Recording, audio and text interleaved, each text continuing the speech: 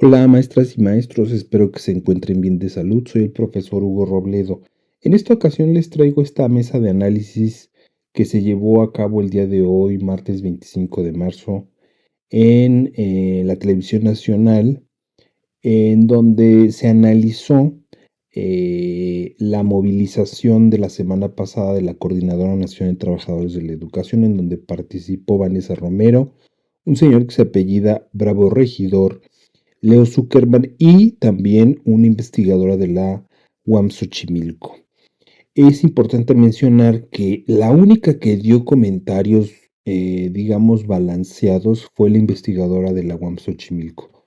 Bravo Regidor, Vanessa Romero y Leo Zuckerman, pues atacaron a la Coordinadora Nacional de Trabajadores de la Educación, a los compañeros de la coordinadora, señalaron que son parte de poderes fácticos, la coordinadora, señalaron que es una organización profesional para la protesta y que siempre se salen con la suya. Eso fue lo que dijeron pues estos personajes. Repito, la investigadora de la UAM Xochimilco, ella tuvo comentarios por su perfil especialista más atinados, pues reconociendo a la Coordinadora Nacional de Trabajadores de la Educación su lado pedagógico, porque la coordinadora, como usted ya lo sabe, tienen propuestas pedagógicas que en algunos casos se emparenta mucho con la nueva escuela mexicana. Eh, ¿Qué más se dijo?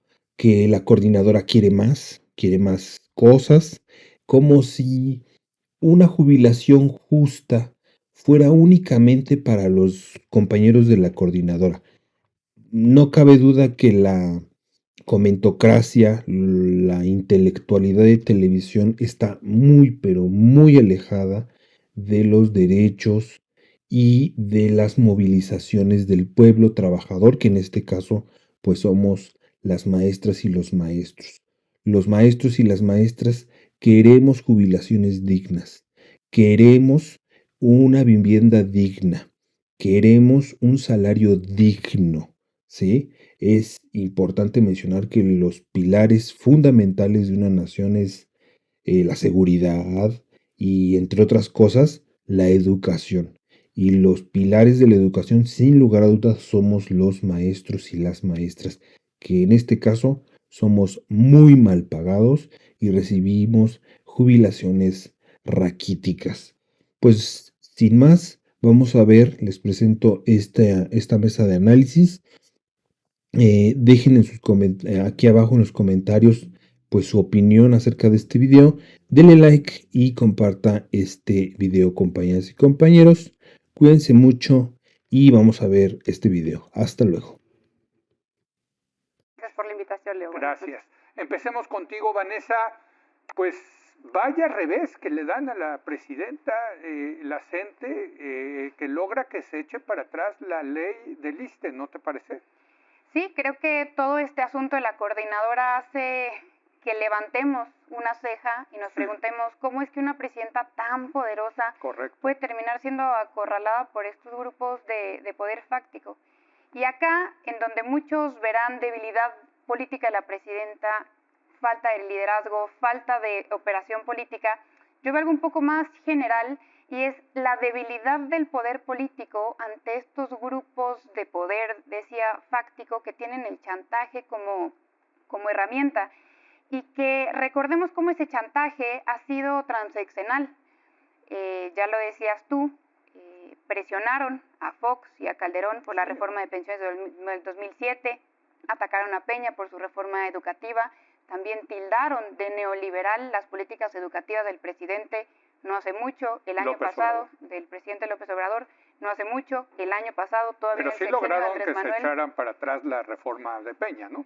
La educativa. Así es, y aún así lo siguieron tildando de neoliberal porque no fue suficiente. Exacto. Y decía, no hace mucho, el año pasado sabotearon pues parcialmente el cierre de campaña de Claudia Sheinbaum en el Zócalo de la capital porque le estaban pidiendo a AMLO un incremento salarial del 100%, sí. Y pues hoy lo volvemos a ver cuando están pidiendo, ya lo decías bien, obtuvieron que se retirara totalmente la reforma al ISSSTE, obtuvieron todos los beneficios que sí venían en la reforma a través de decretos presidenciales. Correcto.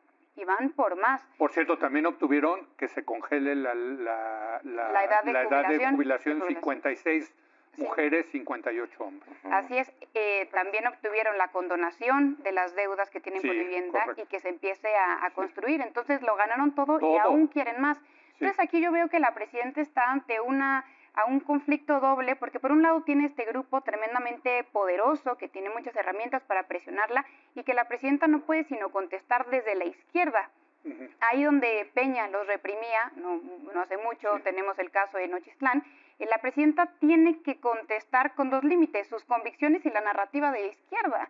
Entonces, ¿acaso lo mejor que puede hacer es lo que está haciendo? Reconocer como legítimas sus demandas, porque lo son, decirles que son absolutamente inviables en términos financieros y darles una salida en el largo plazo, en el mediano plazo, o una salida en un punto medio, pero que siempre tenga presente que nunca, lo que tú dices, nunca será suficiente, y que en tanto siga cediendo el Estado frente a este tipo de organizaciones no hará sino reflejar su poco poder, no de la presidenta, sino del Estado ante organizaciones que chantajean. Es un modelo exitoso, Carlos, es un modelo exitoso el de la CENTE, me parece, desde el punto de vista político.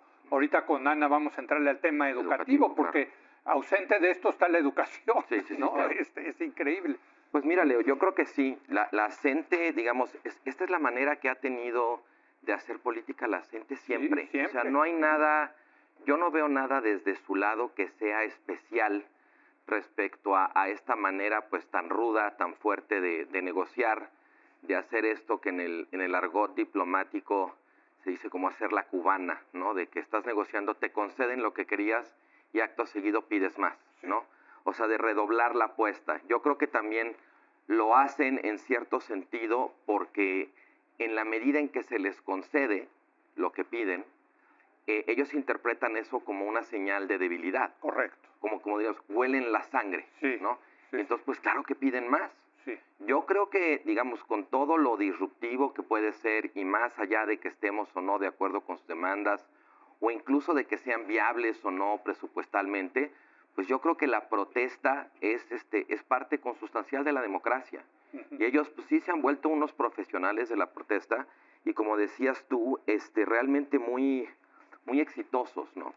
Algo que también me llama mucho la atención es, cuando estaba preparándome para esta intervención, qué difícil es encontrar, o para mí al menos fue muy difícil encontrar, una buena explicación de cuáles son las demandas propiamente de la coordinadora. O sea, como que yo no sé si los medios lo están cubriendo por la protesta. Hay mucha cobertura de la protesta, de las afectaciones, de la interacción con el gobierno, pero yo encontré en realidad poca cobertura que explicara qué están pidiendo y por qué, ¿no?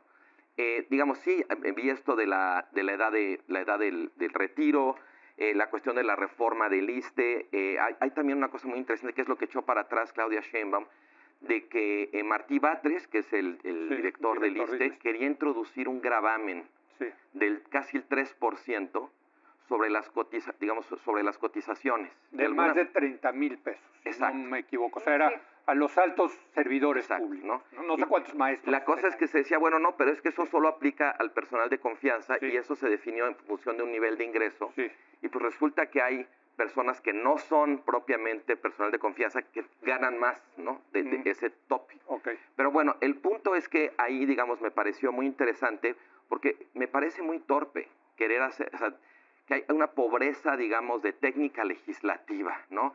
Y aquí la presidenta, pues yo creo que es víctima de un mal trabajo por parte de la Consejería Jurídica o de la dirección del IMSS, porque que se la hayan tirado tan rápido, me parece que no solamente habla, digamos, de una demanda legítima, ¿no? De una situación, pues, indefendible, pero pues también habla de un muy pobre trabajo a la hora de legislar que hizo la presidenta, que hizo el ISSSTE, y que luego en el Congreso, como suele pasar cuando una coalición tiene tanto poder, pues pasan de pronto sin ver. Esto también no es nada extraordinario, o sea, ha sido un poco el sello de la casa con el obradorismo, es legislar al vapor y tal.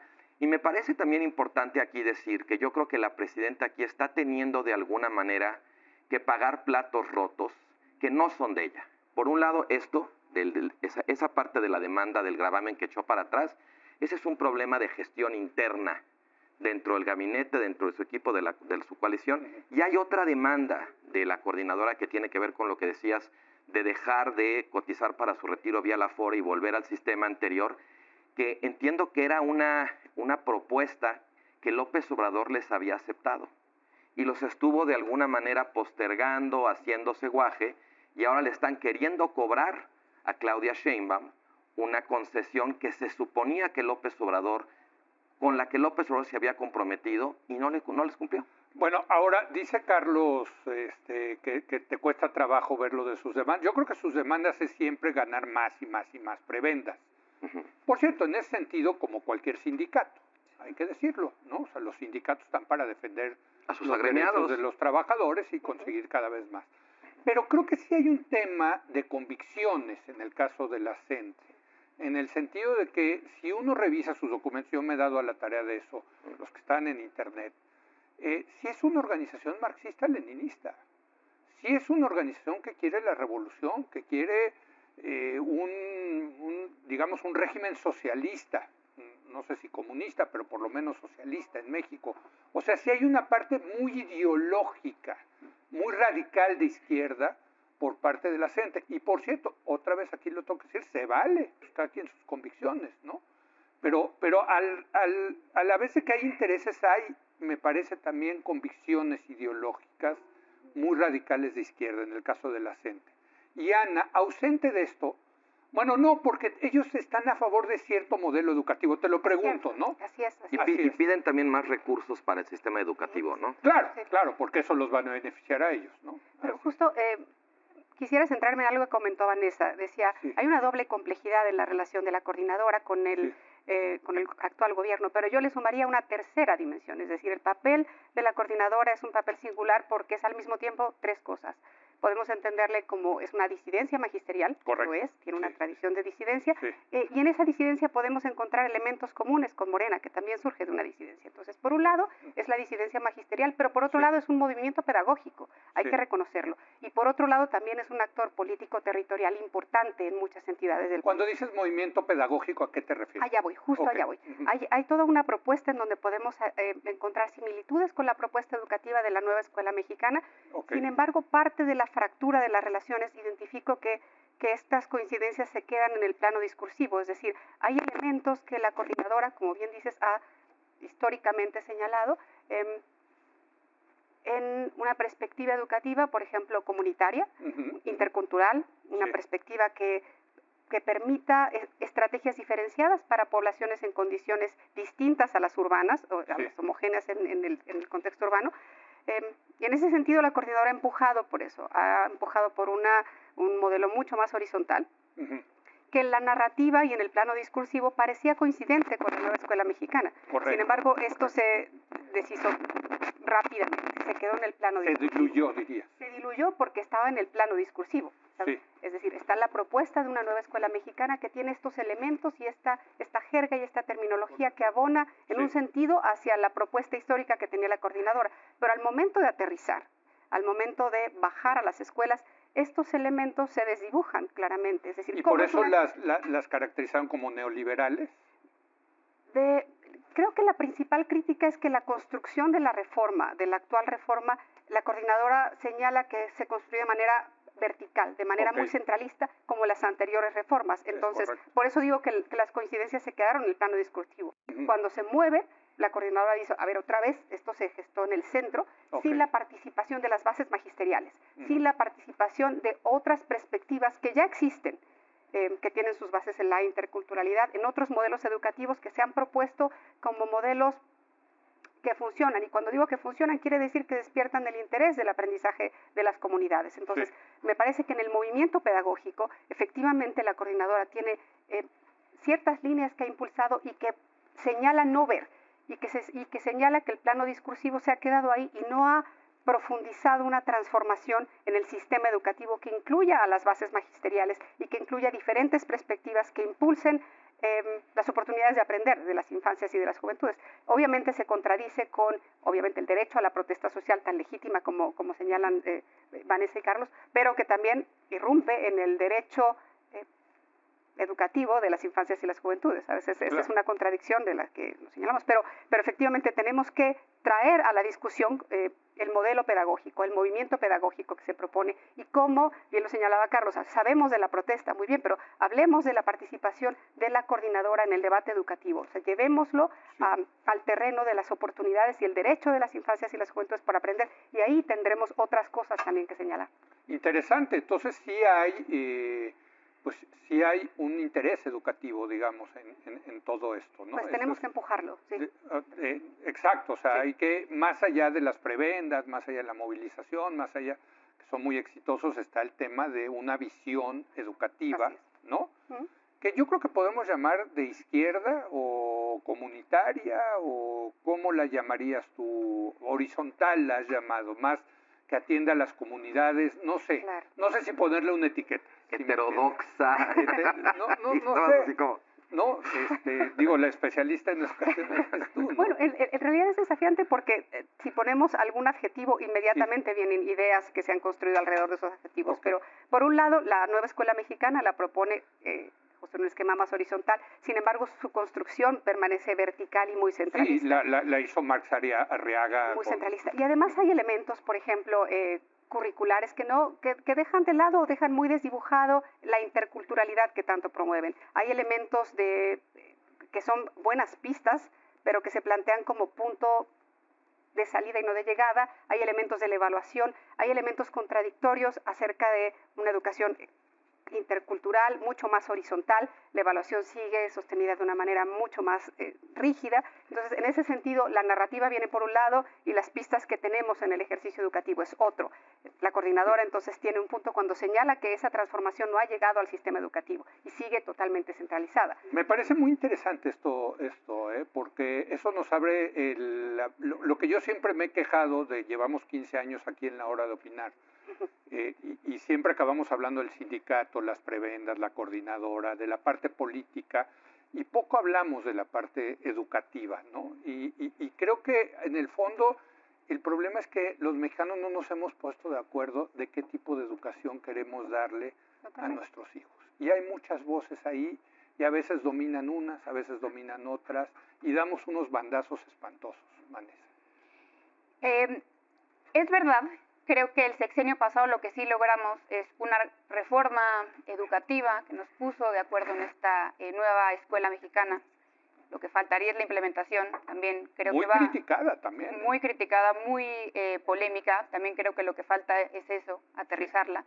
Y que consideremos que ante estas demandas exorbitantes de no el sindicato, sino de la coordinadora, recordarle a la gente que la coordinadora es, digamos que los disidentes del sindicato, no es el sindicato mismo, pues tampoco han entregado mucho a cambio. Esa es la realidad y en ese sentido deberíamos evaluar sus peticiones, que yo sí creo que son perfectamente claras, ¿no? Lo que ellos piden es básicamente regresar al modelo de pensiones que existía antes de la reforma del 2007, que consideraba cuentas solidarias, no cuentas individuales, que fueran administradas por el ISSSTE, no por las AFORES, que no se consideren las UMAS, las unidades de medida de actualización, la congelación de la edad de jubilación, que a partir de la reforma del 2007 cada 2 años se va incrementando la edad de jubilación, y finalmente la desaparición de los ICAM, que es este sistema profesional de carrera para los maestros.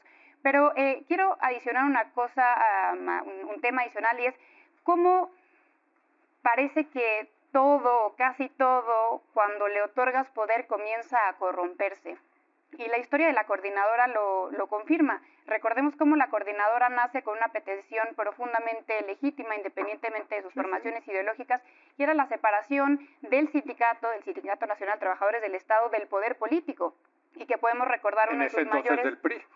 Y no solo con el PRI, recordemos uno de los mayores antecedentes es en la operación por parte del Bester Gordillo de la decantación electoral en favor de Felipe Calderón para consumar el fraude del 2006. Entonces, creo que en ese momento las demandas de la coordinadora eran profundamente sensatas, legítimas, la basificación, la separación del poder político, y claro que en ese momento los acompañaba la izquierda, pues en su momento el PRD de Cárdenas, de Andrés Manuel, y luego Morena. Cuando más van... Ambos son disidentes, digamos. Y cuando más van caminando juntos es justo contra la reforma educativa de Peña Sí. Entonces la coordinadora se autodenominaba soldados de la 4T. Ahora vemos el mundo patas para arriba porque lo que sucedió es que tu amigo ahora está en el gobierno y ahora es a quien le tienes que exigir de forma bastante y violenta. El sindicato ahora está con Morena. Por eso el también mundo, hay que decirlo, claro, el sindicato nacional ahora son parte del poder. Ahora el sindicato está precisamente con Morena y le está ofreciendo estabilidad y nada más y nada menos que 5 millones de votos, algo ilegal e inmoral. Exacto, totalmente. Otra vez regresamos a lo político. Bueno, pues sí, ya está.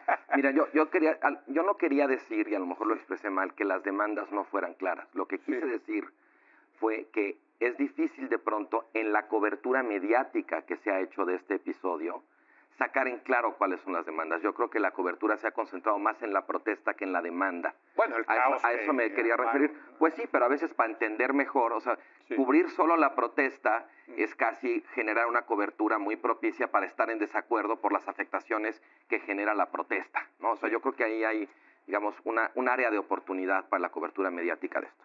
En segundo lugar, pues yo creo que sí, en una democracia, si México todavía es una democracia, pues entonces tiene que haber lugar para todo tipo de convicciones, radicales, moderadas, conservadoras. O sea, yo creo que digamos, el tipo de convicciones o de ideales que muevan a una organización que protesta no tendría que ser, digamos, de principio algo para descalificarlos, ¿no? O sea, pues ahora sí que esos son sus intereses, son sindicalizados, estar en un sindicato es legal, es legítimo, y todo aquí, digamos, o sea, lo que quisiera decir es, con todo y lo disruptivo que es, hay una señal de relativa normalidad en esto que me parece a mí muy interesante. Además, en el contexto muy importante, lo que decías ahorita, Vanessa, de que la 4T se está acercando mucho al sindicato, ¿no? Y el sindicato se está convirtiendo también de pronto en un operador político y naturalmente que la disidencia iba a reaccionar. O sea, me parece muy normal que ante una cosa así, pues la disidencia diga, pues yo también quiero, ¿no? Y quiero, pues, si no va a ser por la buena, pues va a ser a la mala, ¿no? Yo creo que también hubo recortes importantes al sector educativo en el sexenio anterior. Hubo otra reforma educativa. De hecho, lo raro no es que la coordinadora se active ahorita. Lo raro es que no se haya activado antes, de hecho, ¿no? Porque tras un sexenio de verticalidad, de centralización, de austeridad y yo diría en general, y no solo con respecto a la educación, de mucha despolitización, pues que de pronto empiece a haber este tipo de manifestaciones que repolitizan, que vuelven a plantear un conflicto, que salen a la calle a ejercer la protesta, porque también, digamos, aquí nos toca quizás a todos los demás, más allá de las demandas específicas del grupo que está protestando, pues también identificar la ocasión que esto brinda para volver a plantear cuestiones más de fondo respecto al modelo educativo, a la política educativa, porque el estado de la educación también durante estos últimos años se ha deteriorado. O sea, hay muchísimas cosas se han publicado, evaluaciones donde pues sí, la educación no mejoró durante el sexenio anterior. ¿Y cómo iba a mejorar además, digamos, con los recortes? Lo de la nueva escuela mexicana, la verdad es que es polémico porque en general me parece que suele haber un consenso con sus matices y todo, de que es un modelo, digamos, defectuoso y muy difícil de implementar como está, además con muy poca consideración del propio magisterio, ¿no? Para generar, digamos, capacitación y tal. Entonces, en un contexto así, a mí, más allá de que sean las demandas, sobre todo relativas a la distribución de recursos, porque esto, no nos engañemos, es un conflicto redistributivo al interior, digamos, del sector educación. Más allá de esas demandas, yo creo que se abre aquí un espacio de posibilidad para tratar de introducir la educación en la discusión pública, a lo cual yo le doy la bienvenida. Y para terminar, cuando decías ahorita lo de la relación de la coordinadora con el gobierno, yo creo que también aquí estamos viendo otra manifestación más de aquella fórmula que hemos discutido mucho, Leo, de que la definición mínima del gobierno de Claudia Sheinbaum es mucho poder, poco dinero. Claro. Mucho poder significa también que hay pocos puntos para ejercer presión. Entonces, claro que la presidenta se vuelve un punto mucho más estratégico, porque también pues, no hay por dónde hacerle. Y el poco dinero, pues, la presidenta saliendo a decir sus demandas son legítimas, pero no hay recursos para atenderlas. ¿Y entonces qué va a pasar? Bueno, a mí me da mucho gusto porque está defendiendo el sistema de Afores que se hizo precisamente porque no había dinero. O sea, en los años 80 y 90 los presidentes entonces se dieron cuenta de que si mantenían el sistema solidario... Y ahora tampoco hay. Claro que no, ahora hay menos, ahora hay menos. Ana. En esta arena, entiendo lo llamativo que es la arena política de la coordinadora como actor político territorial y como disidencia magisterial, pero la discusión tenemos que también recuperarla, la arena del debate educativo. Totalmente. Justamente, Vanessa decía los derechos sociales y laborales legítimos que exige la coordinadora, por supuesto, pero también parte del derecho de las figuras docentes y directivas es la participación en la construcción del sistema educativo, la formación docente. Poco hemos hablado. La reforma educativa modifica los contenidos, cierto, pero saben, no hay manera de transformar un sistema educativo sin que la práctica se modifique, sin que la relación que hay entre figuras docentes directivas con el estudiantado se modifique hacia algo mucho más horizontal, más incluyente, que son parte de las demandas. Habría que empujar para que la coordinadora también presione en esa arena. ¿Dónde está la formación docente? No basta con desaparecer UCICAM como un residuo neoliberal. ¿Qué la reemplaza? Muy bien, esta parte no estás de acuerdo. ¿Qué la reemplaza?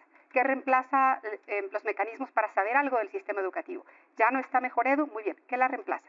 ¿Qué elementos tenemos para saber de nuestro sistema educativo y de las figuras que son protagonistas del sistema educativo, de las figuras docentes, de las figuras directivas? Por supuesto que hay derechos laborales que hay que defender, que son justos, es justicia social, pero hay un derecho educativo que tenemos que impulsar. Que es el de lo que menos se habla. Exactamente, entonces, ¿cómo empujamos hacia esa arena? Hay modelos educativos muy poderosos que parte de las críticas de la coordinadora es que no se han tomado en cuenta. Hay un modelo educativo de CONAFE que es tremendamente bueno y que también se ha ignorado. Entonces, ¿cómo tomamos estas prácticas que emergen? Pero ¿quién es el responsable de la política educativa en México? Tenemos el secretario de Educación. Por eso, o sea, al final del día, y aquí en esta mesa llevamos tantos años que ya podemos decirlo, no, porque nos tocó que el yerno de la maestra Elbester Gordillo, líder del sindicato, fuera el subsecretario de la colonización, como se llamó en aquel entonces, de la Secretaría de Educación Pública por parte del sindicato. No, a ver, le corresponde a las autoridades, no a los trabajadores.